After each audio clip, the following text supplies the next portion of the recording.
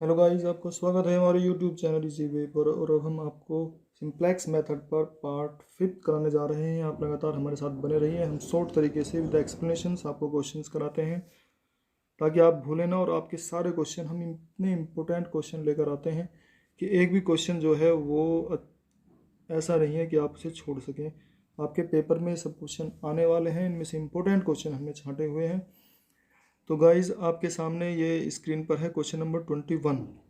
If L P P maximum Z equal to C X. तो L P P में जो objective function है उसको हम इस प्रकार से लिखते हैं, maximum Z equal to C X such that A X equal to B. जो A X equal to B है हमने कई बार आपको बता भी लिया है इससे पहले भी। तो A X equal to B जो है ये हमारी होती है inequalities X greater than equal to zero, where A equal to alpha one alpha two is the coefficient matrix of order M cross N.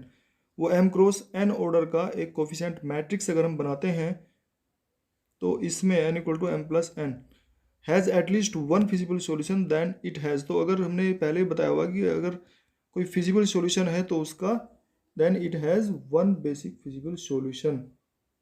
तो इसका जो है ऑप्शन हमारा कौन सा सही है? ये सेकेंड ऑप्शन सही है। ये कई बार पहले भी आ गया है तो इसको आप याद रखना है, लेकिन ये बदल बदल के दे रहे हैं कई बार ये क्वेश्चंस को। तो हमने वो सभी तरीके से बना के क्वेश्चन आपके सामने रख रहे हैं ताकि आपका एक भी क्वेश्चन पेपर में ना छूटे आप 100 में से 100 ही मार्क्स प्राप्त करें। तो गाइज लगातार हमारे साथ बने रहिए। अब चलते हैं, आपके सामने स्क्रीन पर है question number 22। If L P P involves greater than equal to constants. यदि किसी एल पी में greater than equal to constants हो then initial basic feasible solution is obtained by introducing. तो इनिशियल बेसिक फिजिबल सॉल्यूशन जो है वो किसके introduction से, किसके इंट्रोड्यूस कराने से आता है? Greater than equal to constant अगर होता है तो देखिए गाइज आपने देखा अगर हम greater than equal to constant होता है किसी भी इनइक्वलिटी में, अगर greater than equal to constant आपके सामने आता है तो आप उसको जो है सोल्व करने के लिए क्या करते हैं? जैसे देखो, अगर ये कोई इक्वेशन लिख दी है हमने आपके सामने इस प्रकार से 3x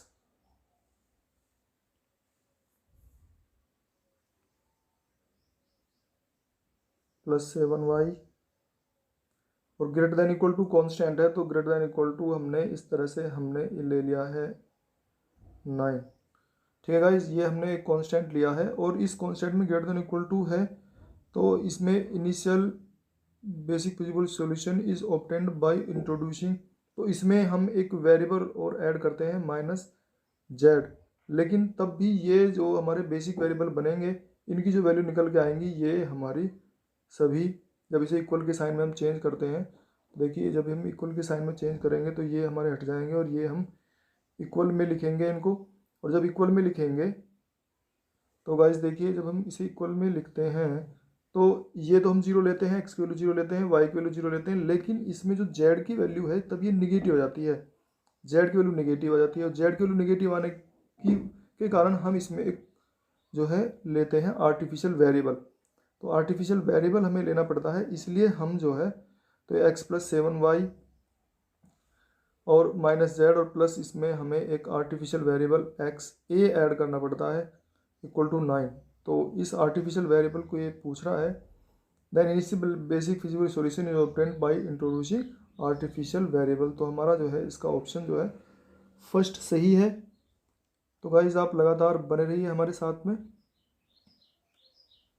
आपके सामने स्क्रीन पर अब हम ला रहे हैं question number 23। If the objective function is to be minimized. Objective function हमारा इस प्रकार से लिखा हुआ है कि वो मिनिमाइज करके लिखा हुआ है, ऑब्जेक्टिव फंक्शन को इसने लिखा हुआ है मिनिमाइज करके। तो ऑब्जेक्टिव फंक्शन देखो हम इस तरह से लिखते हैं, अगर ये तुम्हारा दिया हुआ है and if for some alpha J Z J minus C J greater than zero. देखो क्वेश्चन ये कई तरीके से बना बना के पूछते हैं, तो इसने Z J minus C J greater than equal to zero लिखा। देखो इसे सी जे माइनस जेड जे होता है, ये सी जे माइनस जेड जे ये डेल्टा जे होता है। ठीक है, सी जे माइनस जेड जे को हम डेल्टा जे बोलते हैं।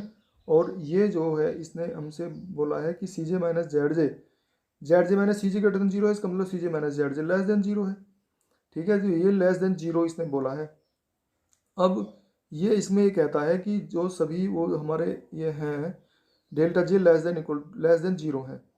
ठीक है, और and Y J is less than equal to 0। तो जब हम टेबल बनाते हैं, आप देखिए जब हम टेबल बनाते हैं और ऑब्जेक्टिव फंक्शन जो है वो मिनिमाइजेशन का है, और जब हम टेबल बनाते हैं देन द एलपीपी हैज़, तो मैंने ये क्वेश्चन देखो अब इसने बदल के दिया है इसमें, इसलिए आपको ध्यान से देखने की ज़रूरत है।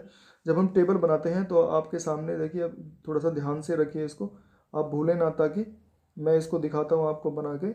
हम जब टेबल इसकी बनाते हैं, ये आपको ध्यान होगा, बी लेते हैं यहाँ पर, सी बी लेते हैं, और इसमें ये सी जे, ऊपर ये सी जे लेते हैं, नीचे एक्स बी लेते हैं, और इस तरह से y1 y2 y3 कॉलम हम बनाते हैं।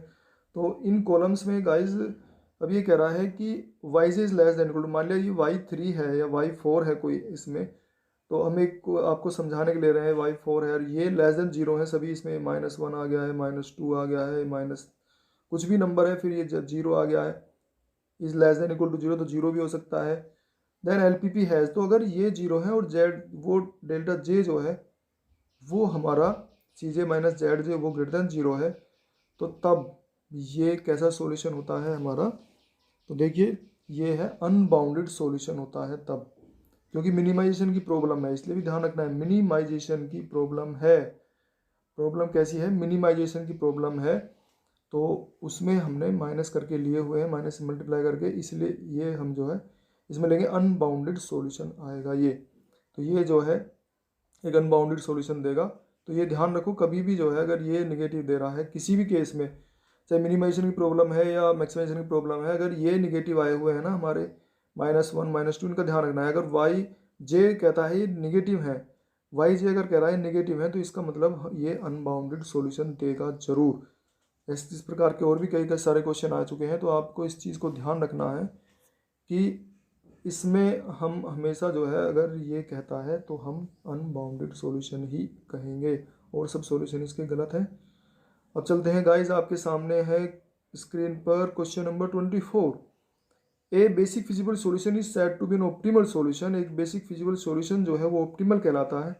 कब कहलाता है ऑप्टिमल, तो देखिए आपने देखा है टेबल जब बनाते हैं हम, टेबल हम कई बार बना चुके हैं तो आपको ध्यान भी है, हम टेबल में जब बनाते हैं ये बी लेते हैं, ये सी बी लेते हैं, ये सी जे ऊपर लेते हैं यहाँ पर, और ये एक्स बी लेते हैं यहाँ पर, और इस तरह से हम टेबल बनाते हैं, और इसमें यहाँ पर लेते हैं हम डेल्टा जे, और जब डेल्टा जे की वैल्यू निकालते हैं तो जितने भी डेल्टा जे हैं ये y1 y2 वेरिएबल लेते हैं हम, और नीचे ये जो है हम इनके जो डेल्टा जे की वैल्यू -1 -2 इस तरह से कुछ भी आ सकती हैं, -10 20 कुछ भी वैल्यू आ सकती हैं, 0 4, तो जब ये आ जाती हैं तो तभी हम ये कहते हैं कि जो हमारा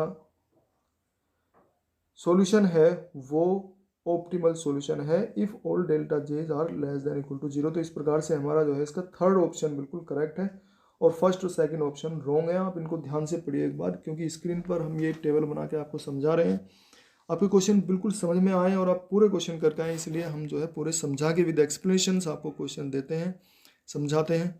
तो गाइस अगर आपको तरीका पसंद आ रहा हो तो आप इसे लाइक कीजिए, शेयर कीजिए, सब्सक्राइब कीजिए, ताकि और भी जो वीडियो हम बनाते हैं वो आपके पास में पहुंचती रहें टाइम से, आपको सबसे पहले मिले हैं नोटिफिकेशन। तो क्वेश्चन नंबर 25 आपके सामने स्क्रीन पर है, और इसमें दिया हुआ है the general method for solving an LPP. जो जनरल मेथड है एलपीपी को सोल्व करने का